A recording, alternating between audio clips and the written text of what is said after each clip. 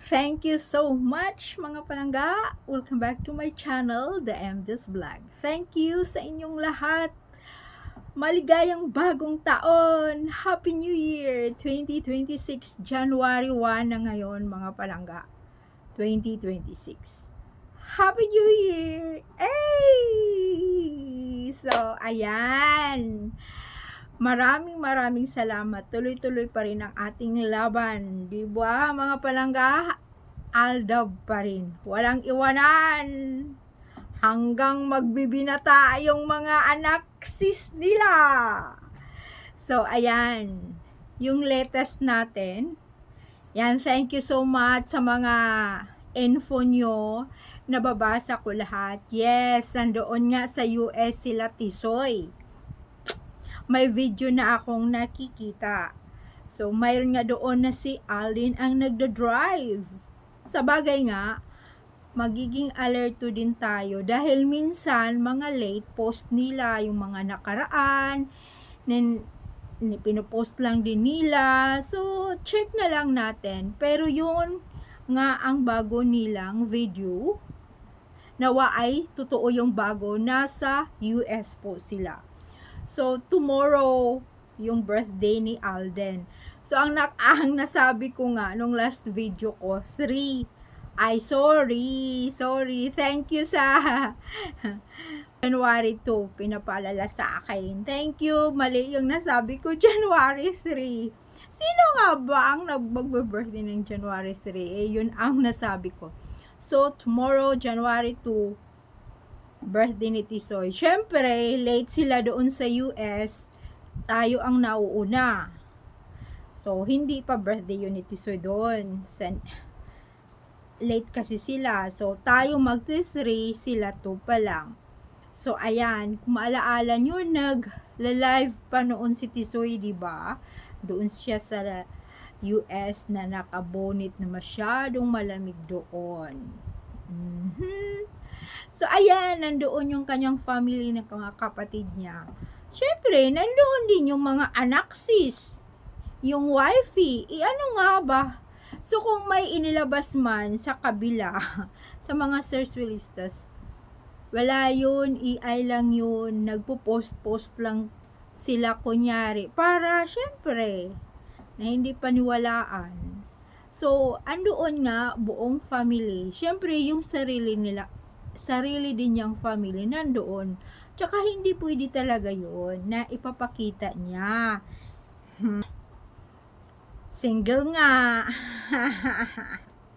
Sa showbiz. Tapos natatakot tumanda. Sa showbiz yun. Ano pa nga ba, sarili nga niyang kapatid, yung panganay na nga ang nagsasabi na mayroon na siyang sariling family. Alam mo, minsan, nadudulas din sila sa kanilang pananalita. So, hindi, syempre, yun si Alden, nag-iingat siya, syempre sa career niya, di ba? Tayo na nga lang ang mag-adjust.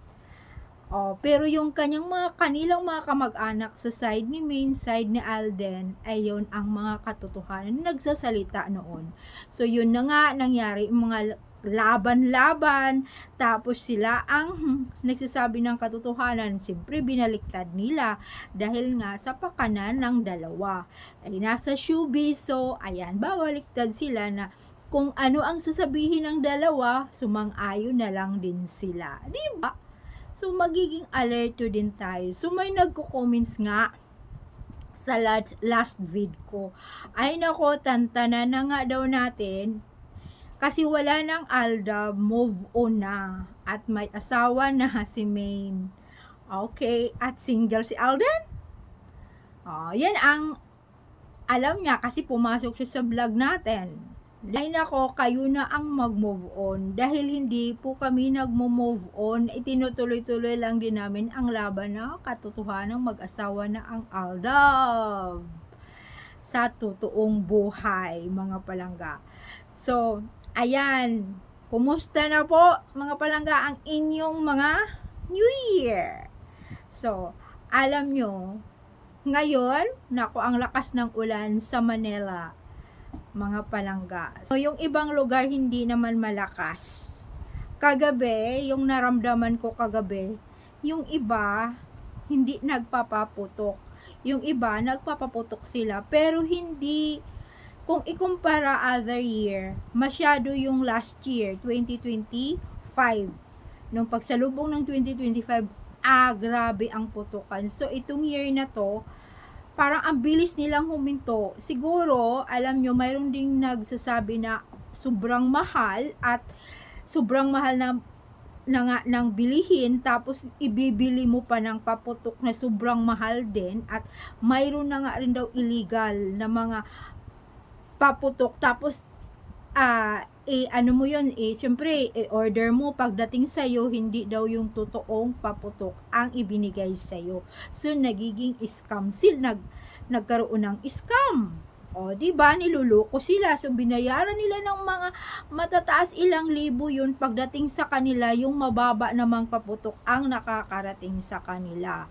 O, diba? So, scam na nga sila, lahat na nga. So, siguro yung iba, so, nagwa-wise na rin yung iba, nagpapaputok yung hindi nakamahalan, tapos ibinili na lang din ng pagkain or sinisave na lang din nila ang pera nila, di ba, sa mahal ng bilihin.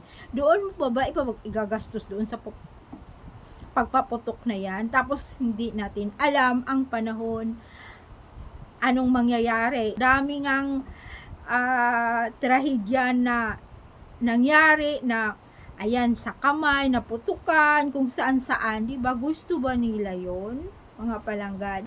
Tapos plus tax pa, bili mo na lang ng food, or i-save mo na lang talaga. Kaya Happy New Year sa inyong lahat, mga palangga.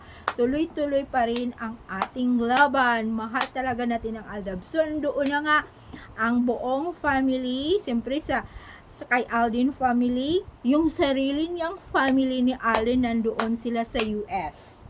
Kung mayroon namang ipapalabas na si Mingay Kishu nandoon, bla bla bla, kung sinong pinapakita, ayun po ay AI lang. Pang showbiz lang yun. Hindi talaga niya asawa yan si Kong. Ang katotohanan, kung yung mga serswilista sa atin sumisingit sa ating vlog, suriin muna nila kung sino talaga yung ikinasal, si Kong or si Main ba talaga yun. Basta yung Aldab Nation, ang totoong Aldab Nation, hindi naniniwala doon. Yun lang po ay AI. Di ba? Kalukuhan lang ng mga serswilistas ng AB. Yun, ang gumagawa doon ay ang AB. Pero ang katotohanan, real na po. Since 2016, kinasal si Mingay at may mga anak na po sila. Bye! Happy New Year! Thank you so much, mga palangga. Bye!